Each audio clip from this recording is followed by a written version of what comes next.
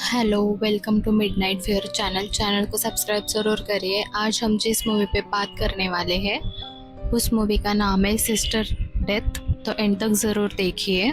Movie की starting में हमें गांव के कुछ लोग दिखाए जाते हैं और एक छोटी बच्ची भी होती है जो अपने एक्सप्रेशन चेंज कर रही थी। फिर पूरे गांव को दिखाया जाता है और ये 1939 का समय होता है। उस गांव के जो लोग होते हैं वो बच्ची को गॉड मान रहे होते हैं।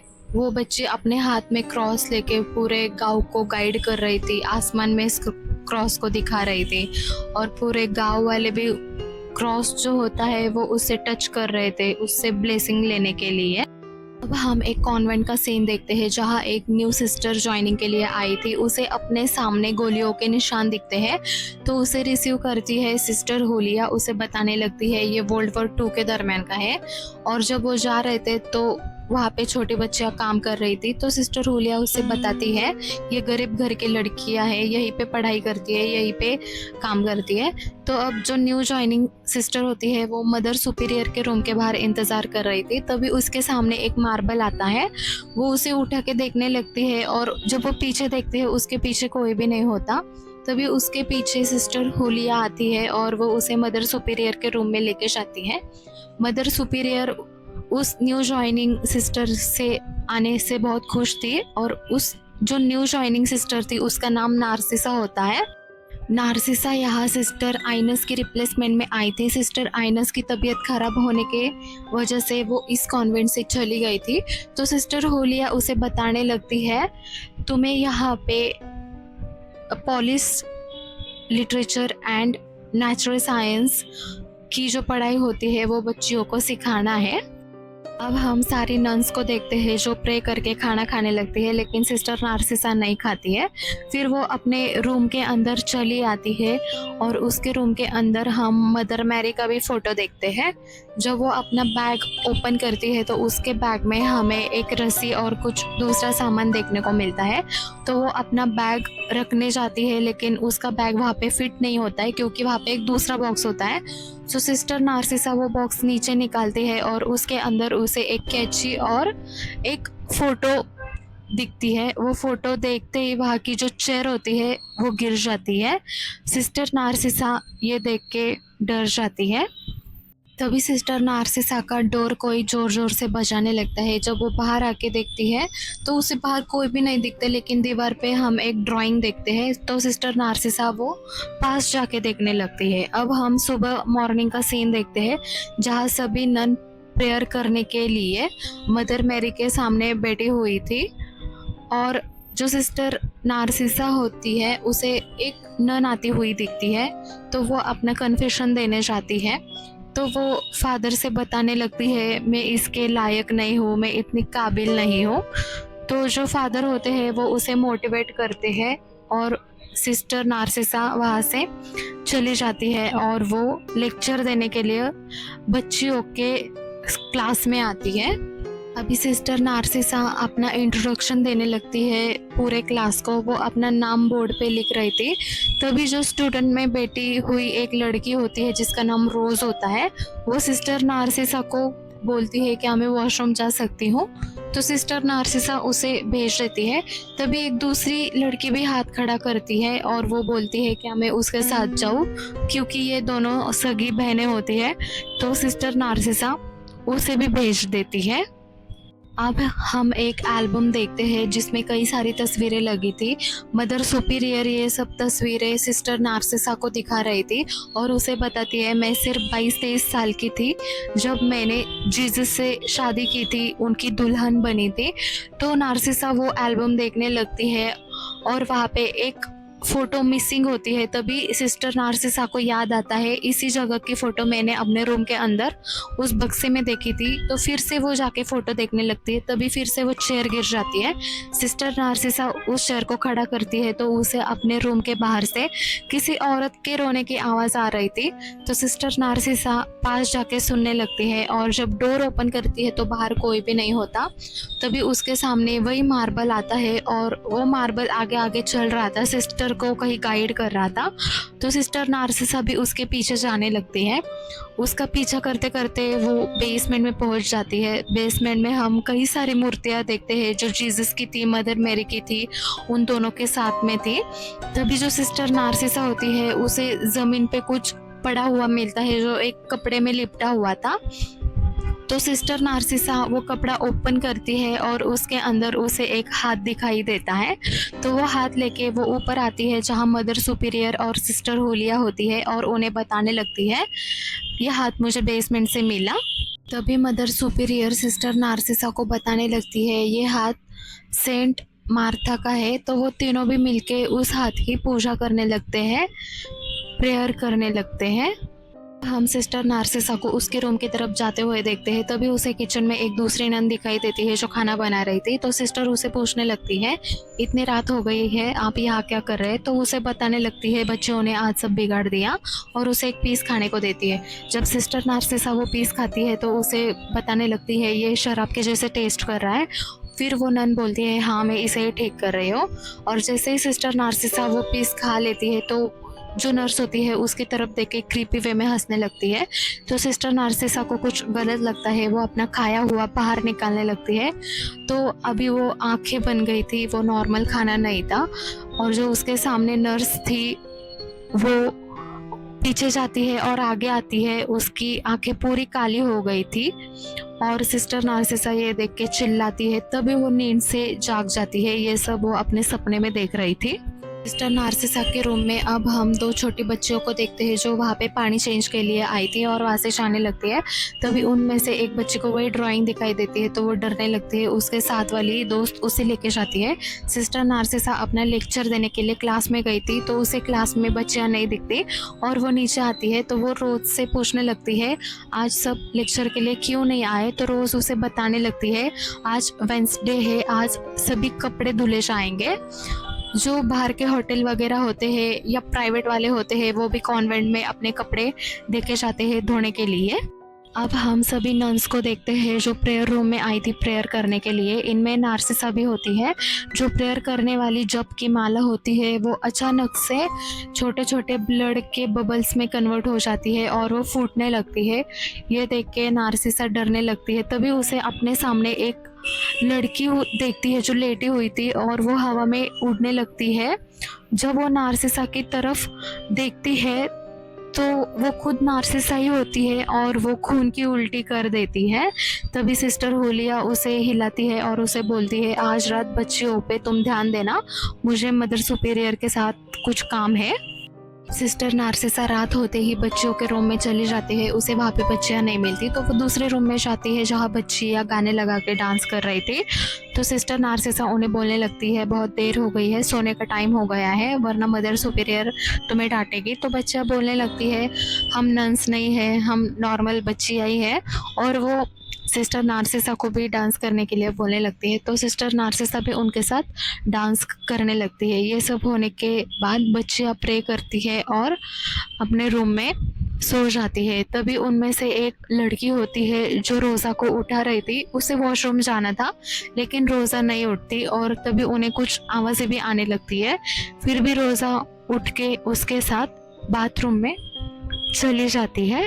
दूसरी तरफ हम सिस्टर नार्सिसा को देखते हैं जो खुद को मार रही थी और गॉड से माफ़ी मांग रही थी। अब हम उन बच्चियों को देखते हैं जो बाथरूम में थे। रोज़ा को अचानक से जो बाथटब होता है उसका नल चालू होते हुए दिखता है और उसमें पानी भरने लगता है। उस बाथटब के ऊपर ही एक कैंची भी रखी हुई दिखती है। तो वो उस दूसरी लड़की को लेके वहाँ से जाने लगती है। तभी जो बाथटब होता है उसके अंदर का पानी ज़ोर ज़ोर से आवाज़ करने लगता है।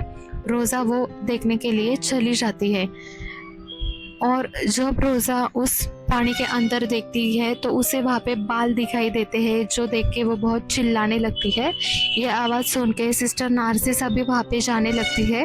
तभी उसे अचानक से अपनी जो ग्लास होती है उसके अंदर दूसरी नन का एक इमेज दिखता है और दूसरी सेकंड वो इमेज वहाँ से गायब था। अब हम रोज़ा को देखते हैं जिसके पास एक और नन आई थी और सिस्टर नार्सिसा भी वहाँ आ गई थी। वो दोनों उन बच्चियों को लेके उनके रूम में आते हैं और सिस्टर नार्सिसा उस रोज़ा के हाथ में वो कैंची नोटिस करती है, तो रोज़ा उसे बताने लगती है ये कैंची मुझे बाथटब पे ऊपर मिली और मैंने उसके अंदर बाल भी देखे बहुत सारे। तब सिस्टर नार्सिसा अपने रूम में चली जाती है और वो बक्सा चेक करती है। उस बक्से में वो कैंची नहीं होती, मिसिंग होती है। और जो फ़ोटो हम देख रहे थे वो सिस्टर सुकोरो की होती है। नेक्स्ट मॉर्निंग हम नार्सिसा को देखते हैं जो ग्रेव यार्ड में आई थी। वो सिस्टर सुकोरो की ग्रेव चेक कर रही थी तो उसे वहाँ पे मिल जाती है। सिस्टर नार्सिसा अपना लेक्चर देने के लिए क्लासरूम में आई थी, लेकिन क्लासरूम में रोज़ा नहीं होती, वो मिसिंग होती है। तो सिस्टर नार्सिसा बेसमेंट की तरफ जाने लगती है जहाँ जेल जैसा कुछ बनाया था पनिशमेंट के लिए, और उसी के अंदर हम रोज़ा को देखते हैं। तो सिस्टर नार्सिसा उसे पूछने लगती है तुम सच सच बताओ तुम्हें वो कैंची कहाँ से मिली। तो रोज़ा उसे बताती है मुझे वो बाथटब के ऊपर से ही मिली। और रोज़ा उसे एक और स्टोरी बताने लगती है। जो सिस्टर आइनस होती है उसे भी वही सेम ड्राइंग दिखाई देने लगी थी, और जो भी वो ड्राइंग देखने लगता है बाद में जाके वो मर जाता है। ऐसे वो सिस्टर नार्सिसा को बताती है। सिस्टर नार्सिसा उसे खाना देने लगती है तो वो नहीं खाती, उसे पनिशमेंट मिला था। ये स्टोरी सुन के सिस्टर नार्सिसा मदर सुपीरियर के पास आती है और उन्हें पूछने लगती है मुझे सच क्यों नहीं बताया गया, मुझे झूठ क्यों बताया गया कि जो सिस्टर आइनस थी वो छोड़ के चली गई है, लेकिन उन्हें वहाँ ऐसा ऐसा दिख रहा था। तो मदर सुपीरियर उसे बताने लगती है ये सब झूठ है, मनगढ़ंत कहानियाँ हैं जो बच्चियों ने बनाई है। और ये सब बताते बताते वो सिस्टर नार्सिसा को सिस्टर आइनस की ड्रेस पहना रही थी। जैसे ही मदर सुपीरियर वहाँ से चली जाती है तो वो ड्रेस का जो दुपट्टा होता है वो कोई खींचने लगता है, जिससे सिस्टर नार्सिसा सफोकेट होने लगती है, उसे तकलीफ़ होने लगती है, उसका पूरा ड्रेस टाइट होने लगता है और पीछे से फट जाता है।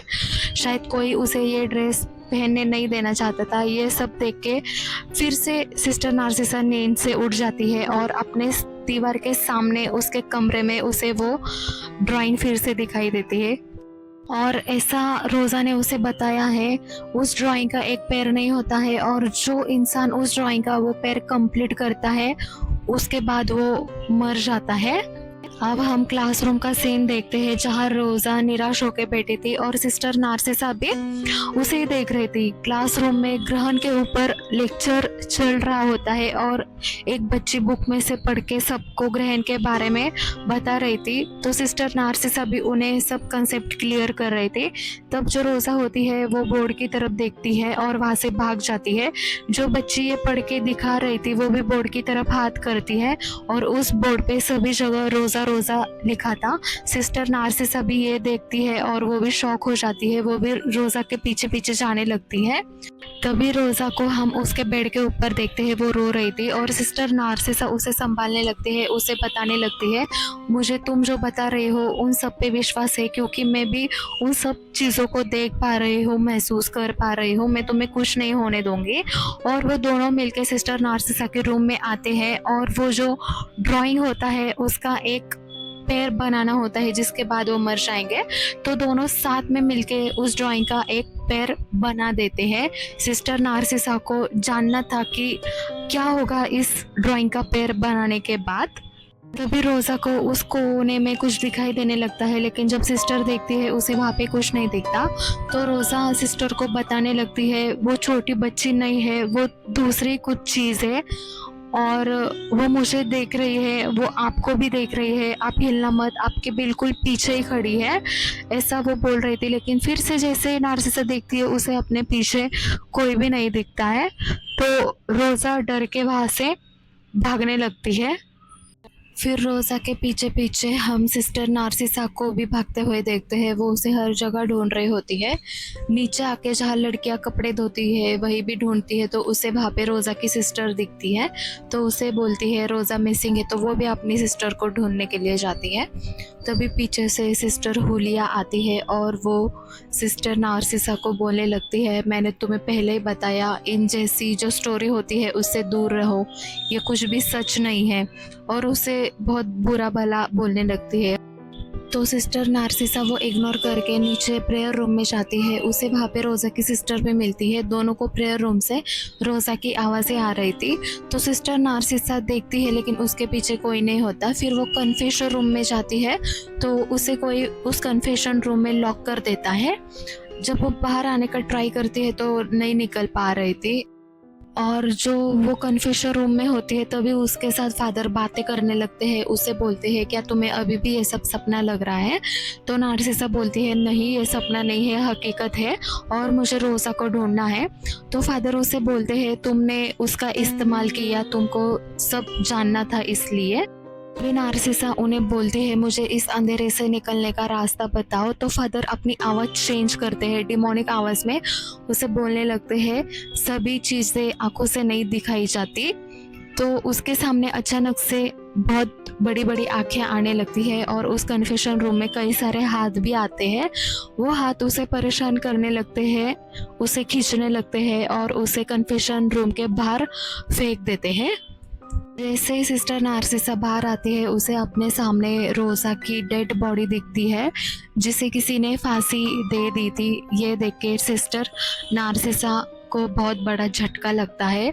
रोज़ा को हम उसके बेड पे देखते हैं, उसे देख के सभी बच्चियाँ रो रही थी, उसकी सगी बहन भी रो रही थी और उसकी डेड बॉडी को बहुत सजा के वहीं पे रखा गया था उसके फाइनल रिचुअल करने के लिए।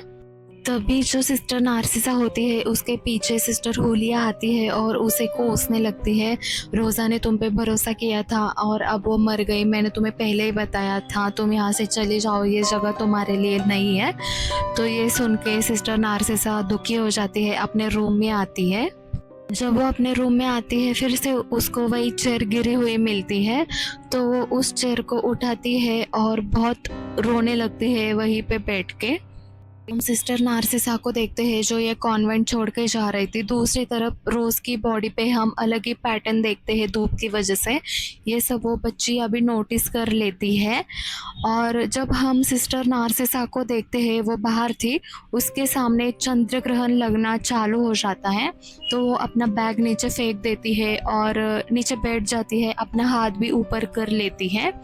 सिस्टर होलिया जो होती है वो कॉन्वेंट के अंदर से ये सब देख रही थी, सिस्टर नार्सिसा जो कर रही थी।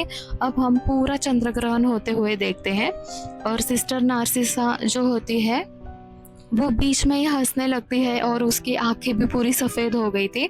तभी उसके सामने कोई आता है जो उसे जगाने का ट्राई कर रहा था। वो हिप्नोटाइज हो गई थी या शायद पजेस हो गई थी, वो होश में नहीं आती। फिर वो पास्ट का सीन देखने लग जहाँ जीसस क्राइस्ट को हम जलते हुए देखते हैं। सिस्टर नार्सिसा इसी कॉन्वेंट का पास देख रही थी जहाँ वर्ल्ड वॉर के 2 दरमियान कुछ सैनिक इस कॉन्वेंट में आए थे और वह सभी नन को परेशान कर रहे थे, उन्हें टॉर्चर कर रहे थे, उन पे अत्याचार कर रहे थे। ये सब देख के सिस्टर नार्सिसा बहुत ज़ोर से चिल्लाती है। तभी हम उसे अपने बेड पे देखते हैं। सिस्टर होलिया उसे एक टॉर्च दिखाती है और उसे पूछने लगती है क्या तुम्हें ये रोशनी दिखाई दे रही है? तो सिस्टर नार्सिसा को बहुत धुंधला दिखाई दे रहा था, शायद वो अंधी हो गई है। तभी सिस्टर होलिया वहाँ से चली जाती है सिस्टर नार्सिसा को आराम करने को बोल के। अब जो सिस्टर नार्सिसा होती है उसे अपने सामने एक दूसरी नन दिखाई देती है, तो वो उन्हें बोलने लगती है जो डिब्बा वहाँ पे रखा हुआ है वो डिब्बा मेरे को दे दो। तो वो नन भी उसे वो डिब्बा दे देती है और सिस्टर नार्सिसा उस डिब्बे में जो फ़ोटो होती है वो फ़ोटो निकाल के उस फ़ोटो को छूने लगती है और वो जैसे ही उस फ़ोटो को छूती है वो पास्ट में जाती है। अब हम सिस्टर सुकुरो को देखते हैं जिनके साथ वर्ल्ड वॉर 2 के दरमियान एक बंदे ने ज़बरदस्ती करी थी और उसकी वजह से सिस्टर सुकुरो प्रेग्नेंट हो गई थी और वो उसी कॉन्वेंट में एक बच्चे को जन्म देती है और ये वही कमरा है जहाँ सिस्टर नार्सिसा रह रही थी। सिस्टर सुकुरो उसे अपना पास्ट दिखा रही थी। जब उन्होंने उस बच्चे को जन्म लिया तो सभी नन्स ने वो बच्ची उनसे ले ली। ये देख के सिस्टर नार्सिसा बहुत जोर से चिल्लाने लगती है और अपने आँख के ऊपर जो पट्टी होती है वो पट्टी भी निकाल लेती है। अब हम सिस्टर नार्सिसा को देखते हैं जो अपनी आंखें धो रही थी क्योंकि उसकी आंखों से ब्लड आ रहा था। तभी उसे अपने पीछे कोई महसूस होता है, तो जब वो पीछे मुड़ के देखने लगती है तो उसके सामने सिस्टर सुकुरो की आत्मा होती है और उनके हाथों में फूल होते हैं और वो फूल देने के लिए वो अपना हाथ बढ़ाती है सिस्टर नार्सिसा की तरफ और ये यही हाथ होता है जो सिस्टर नार्सिसा को बेसमेंट में मिला था। जब सिस्टर नार्सिसा वो फूल लेने के लिए सिस्टर सुकुरु के हाथों को छूती है तो सिस्टर सुकुरु उसे अपना पास्ट फिर से दिखाने लगती है। अब हम एक छोटी बच्ची को देखते हैं जिसे सिस्टर हुलिया और मदर सुपीरियर लेके जा रहे थे और ये सिस्टर सुकुरु की ही बेटी होती है। सिस्टर सुकुरु को उन्होंने एक रूम में लॉक किया था। सिस्टर सुकुरु रूम का दरवाज़ा जोर जोर से पीट रही थी और उन्हें बोल रही थी, मेरी बच्ची को मेरे पास दे दो, उसे डॉक्टर की ज़रूरत है।